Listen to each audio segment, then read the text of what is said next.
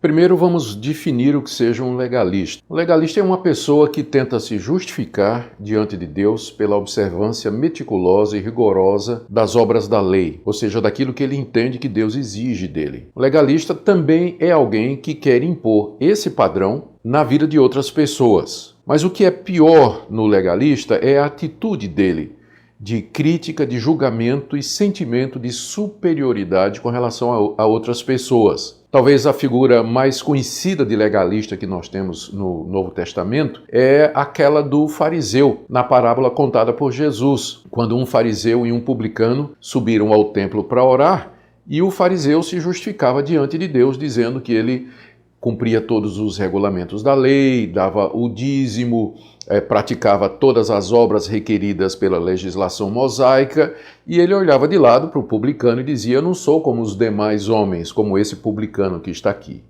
Então, essa atitude de superioridade, de justiça própria, de autojustificação, de arrogância, é o que existe de pior no legalismo.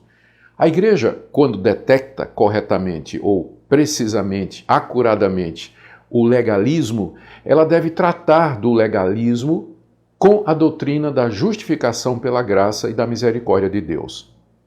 Porque é assim que o apóstolo Paulo tratou a questão do legalismo nas igrejas da Galácia.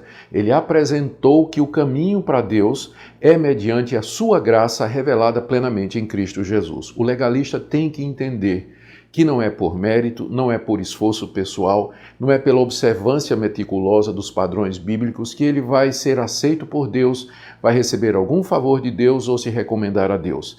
Ele tem que entender a profundidade do pecado no coração dele e ver que tudo é pela graça e misericórdia de Deus. Isso não significa, e o legalista morre de medo disso, que se ele abraçar a graça de Deus, ele vai se sentir à vontade para praticar o pecado. Ao contrário, a graça de Deus é muito mais poderosa do que o legalismo para nos livrar do domínio do pecado.